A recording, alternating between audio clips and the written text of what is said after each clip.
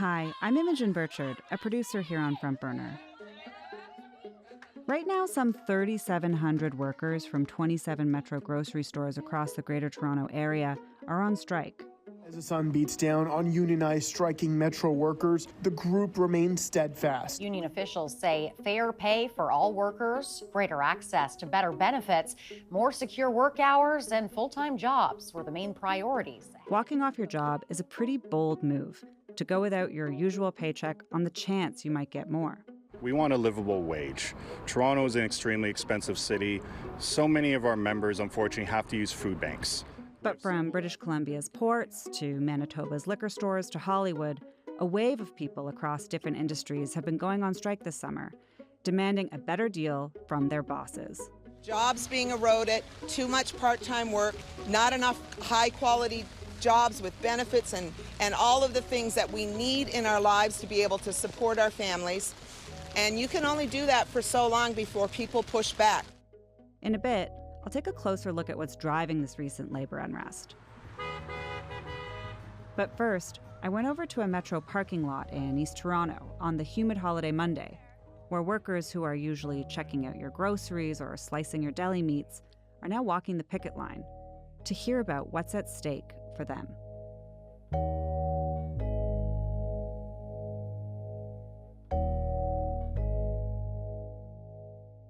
Do you mind introducing yourself? Hi, I'm Deborah Richardson. And how long have you worked here? With Metro since '97, but I had 10 years in before that, so I've been in the bakery business for 36 years. Okay, so you're a baker here? A bakery manager now.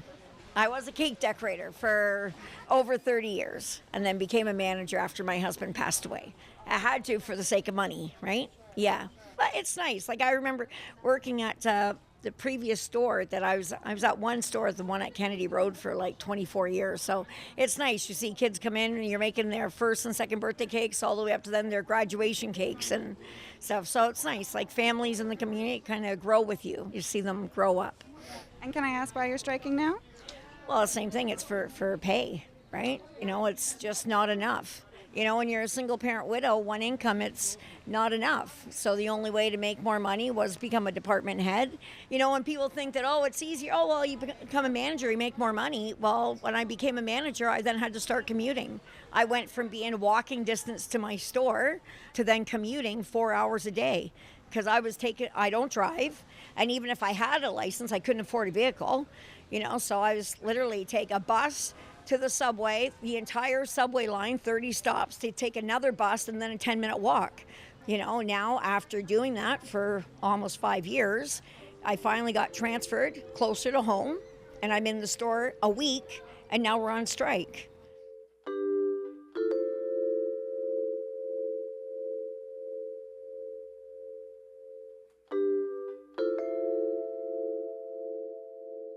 Deborah didn't feel comfortable sharing exactly how much she gets paid.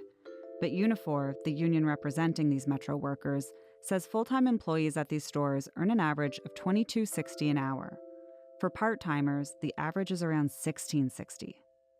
$29.90 is what you'd need to afford a two-bedroom apartment in Ontario these days, according to a recent report from the Canadian Centre for Policy Alternatives.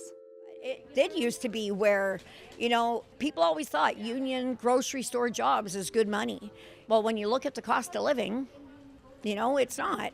It really isn't. You know, like it's used to be a $40,000 a year was a good job, you know, or 40, 50,000, like whatever. It's not now, you know, especially in the city when it's one income.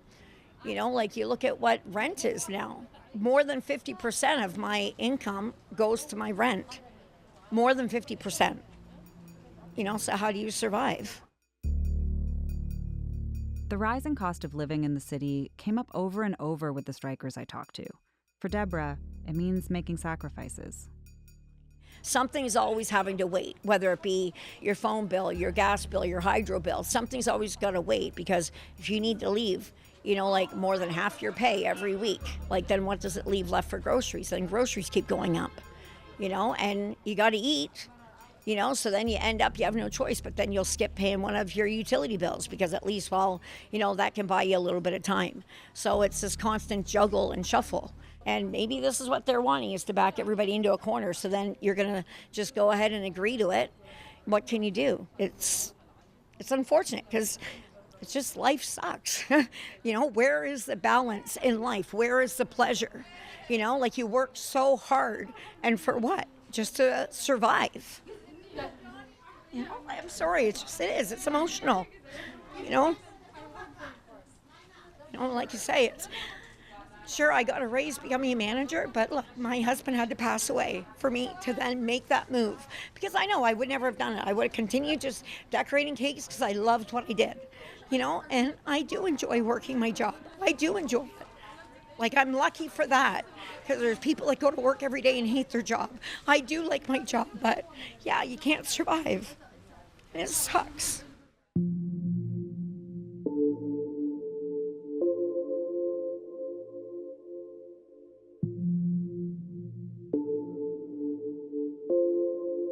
Pay is what's at the heart of this metro strike. Everyone I spoke to that day cited it. We're fighting for better wages, better living. So we need some more money. We need money to support our family. And that's why we are on strike. We're on strike because we need more money, more pay. Because, what we're getting now is just not enough. It's not enough to pay the bills and to put food on the table. In late July, the union and Metro had actually reached a tentative agreement that included raises. Unifor had endorsed it as the best agreement in decades. Metro said it, quote, provided significant increases for our employees, in addition to improved pension and benefits, building on working conditions that are already among the highest in the industry. But when this agreement was brought to the membership, a majority voted to reject it. Tammy Laporte, a produce cut fruit clerk and member of the bargaining committee, told me why. We got a decent gains in the contract that was offered to us, but I believe, as far as what everybody's told me, it just wasn't enough money, especially upfront money. To hear Metro tell it, these decent gains that were proposed were above the inflation rate for 2023, and the future wage increases were above the projected inflation rate. But Unifor says wages haven't kept up with inflation over the previous decade.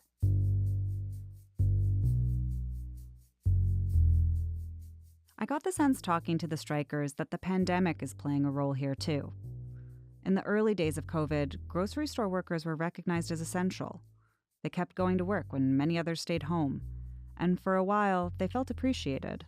I guess there's a stigma around retail workers, especially us who take this as, a career, a full-time that we support our families on. So, when we were essential, it was great. People were like, you guys are COVID heroes, and, they thanked us. But now, some of that has faded. For the most part, we have great customers, but then you have people who they're very angry. They're, they see the costs increasing as well, and they take it out on us at the end of the day. You get yelled at, called names. Sometimes people even throw things and get really abusive, verbally and physically. And it's not our fault. We don't control the prices in the grocery stores. Their employer had also showed some appreciation in the early days of the pandemic, in the form of a $2 an hour bonus, dubbed Hero Pay. But it didn't last. I think people really loved, I know I did, that $2 an hour. It was great. It made a big difference at the end of the week, and it went away just as quick as it began. And I think it was pretty insulting to all of us that it was just gone.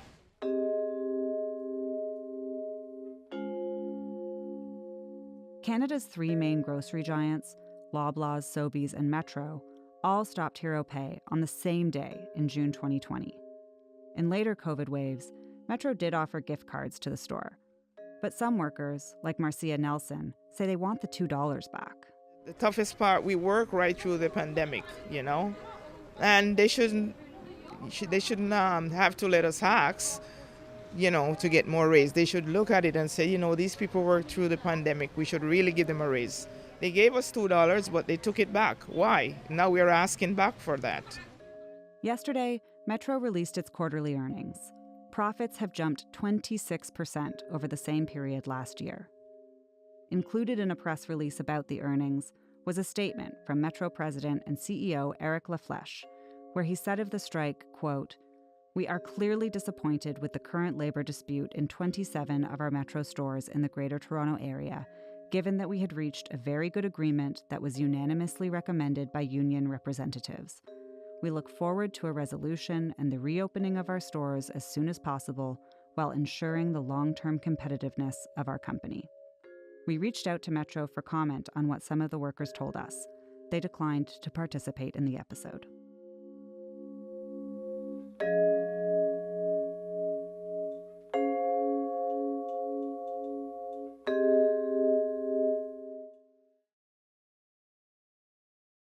Now, I want to zoom out and look at the bigger picture around not just this Metro strike, but other strikes we're seeing across the country. Manitoba's liquor workers are off the job. All 1,400 unionized liquor staff went on strike. More than 100,000 unionized federal public servants walked off the job yesterday. This afternoon, we got word that the picket lines were going back up here, and 7,400 port workers were off the job again. 13 days of strike action cost the economy an estimated $6.5 billion. You're about to hear from Barry Eidlin. He's an associate professor of sociology at McGill University and the author of Labor and the Class Idea in the US and Canada. I started by asking him about how the lack of affordability in our cities is contributing to these strikes we're seeing. So it's a huge cost of living crisis that the grocery workers are sort of the poster children for this broader trend, right? Where we've seen decades of wage stagnation in the context of soaring inequality, right? So these workers, their refrain that they repeat justifiably over and over again is that they can't afford to shop where they work. And then meanwhile, their bosses are raking in multiple millions of dollars and the corporate earnings have skyrocketed, right? And so the companies are sort of, pleading poverty and saying that, oh, groceries a small margin business, leaving aside the fact conveniently that they somehow manage with those tight margins to pay their CEOs millions of dollars and pay their shareholders very generously as well. And that's not just grocery. That's a broader trend where, you've had in economic terms, the technical term is, labor share of profits has, the labor share has declined over the past 40 years. And that's a question of power, right? That's basically where employers have been able to assert their power in the labor market and take for themselves a greater share of profits and productivity. And so you see these charts, which economists and other social scientists pore over, that show sort of the relationship between wage growth and productivity growth. And you see that, in the decades after World War II, those two things generally were in lockstep with each other. And in the 70s, that basically stopped. And wages started stagnating while productivity kept increasing. And what that meant was that employers were taking a bigger share of the pie, essentially. And now we're sort of 40 years into this trend, and which has had its ups and downs, but and we're finally in a position where growing numbers of workers are basically saying, enough, and it's time to actually get more of our fair share. Yeah, I heard that a lot talking to the people on the picket line. It comes down to, you get the greedy CEOs that are sitting here on their profits. They get bonuses and all that stuff. We're slugging here at work to make them the money, to show them the money, and we get no thanks, no pat on the back. It's not a good feeling, you know why? Because we help them make this money. So just give us a piece of the pie. We're not asking for a lot, just enough to support our family.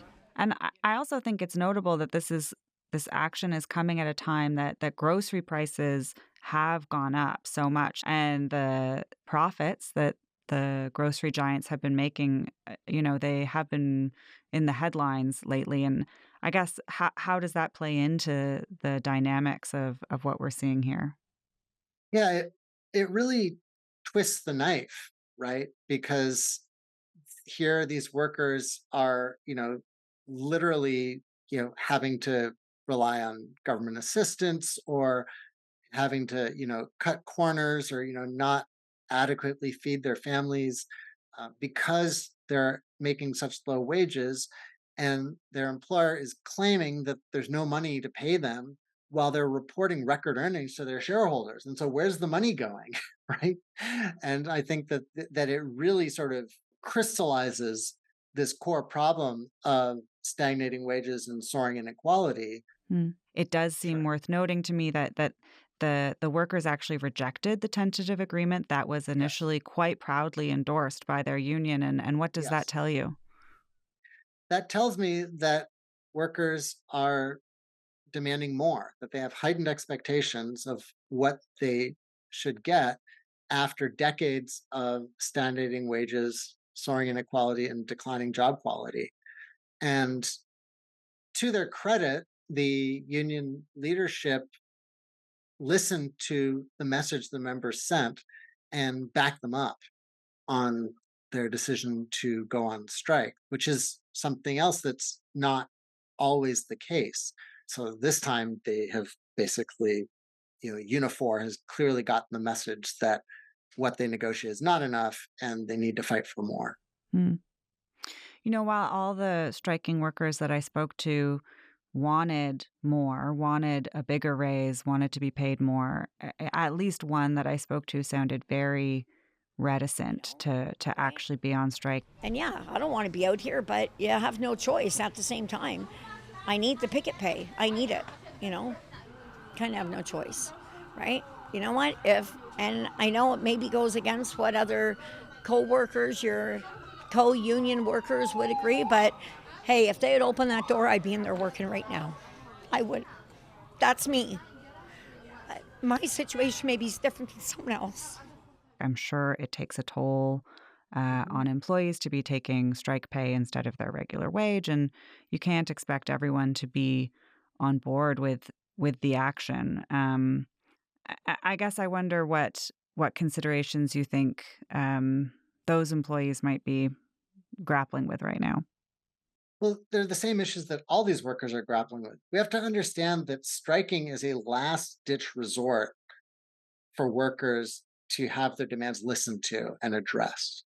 This is not something that workers undertake lightly and in some sort of trigger happy way. This is a real sacrifice that they are undertaking in the short term in the hope of winning longer term gains.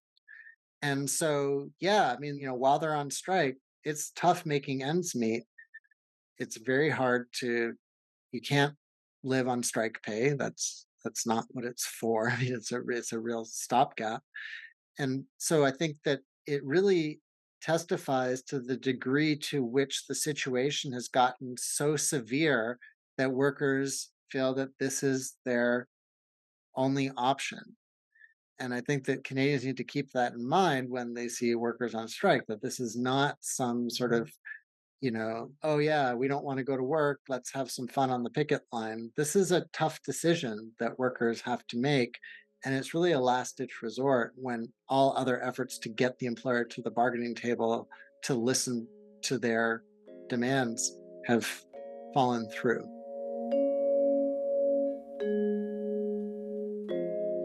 It's so telling that people who are the most precarious workers are willing to forego their paychecks to come out and stand on the line. And, we're not only fighting for us, we're fighting for other retail workers. It's kind of draining, and we wish we were in there working hard, making our honest pay, and, do our customer service the best we can. Instead, we're here because we're fighting for what we want.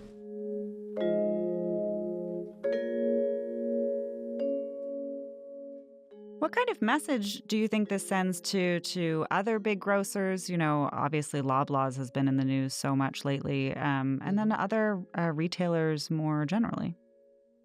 Yeah, I mean, I think like we've been talking about, this is part of this broader, hot labor summer, hot strike summer, what have you, where we're seeing greater swaths of workers, not accepting what their current work situation is and fighting back to demand more. Of course, wages are a huge issue, but there's a whole array of other issues regarding the use of technology in the workplace, regarding contingent work, regarding overscheduling, underscheduling, management harassment, surveillance, subcontracting. The list goes on.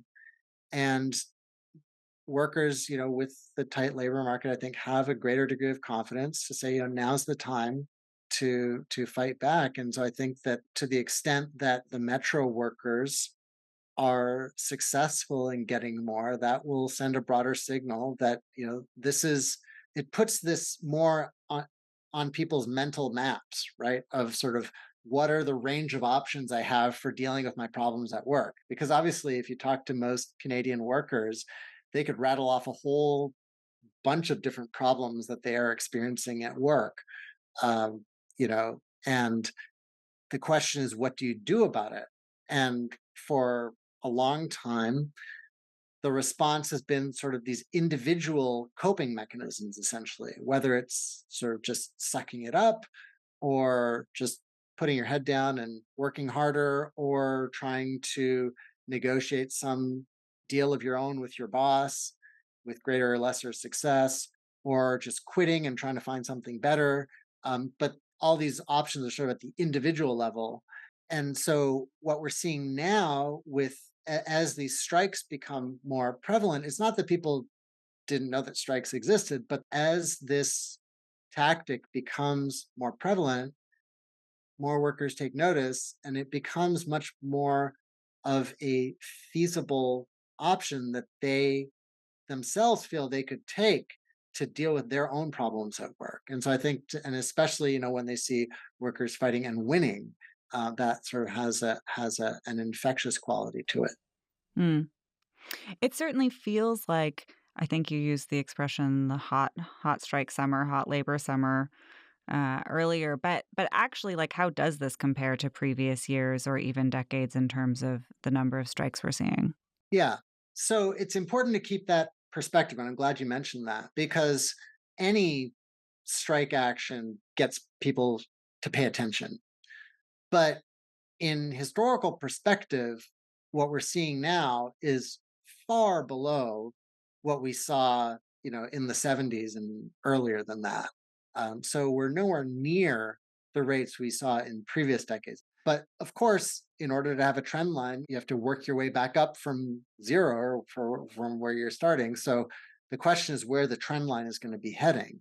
We know that public support can help a strike if it's there, and hurt it if it's not. And do you have a sense of how sympathetic Canadians are feeling towards strikes and striking workers right now? Yeah, this is a really important question for exactly the reasons you mentioned. And unfortunately, I don't have polling data or anything like that about strikes specifically. And it's important to mention that a lot of times this is strike specific. But given what we know, the polling data do show that, generally speaking, approval of unions is at a high we haven't seen in a few decades at least. And we also know that the issues that are driving the strikes that we're seeing now are issues that affect a broad swath of Canadians. So they're not these narrow issues of, I got mine and I need more kind of thing. It's very hard to portray the metro strikers, for example, as these greedy workers who are just trying to hold on to their privilege or something like that, right? It's pretty clear that the predicament that they're facing is a predicament that is all too common for far too many Canadian workers. And so to the degree that they are fighting this fight and are able to win something, I think that a lot of Canadians would look at that and see that as a good thing, that they do need to be paid more because they understand the challenges that these workers face themselves.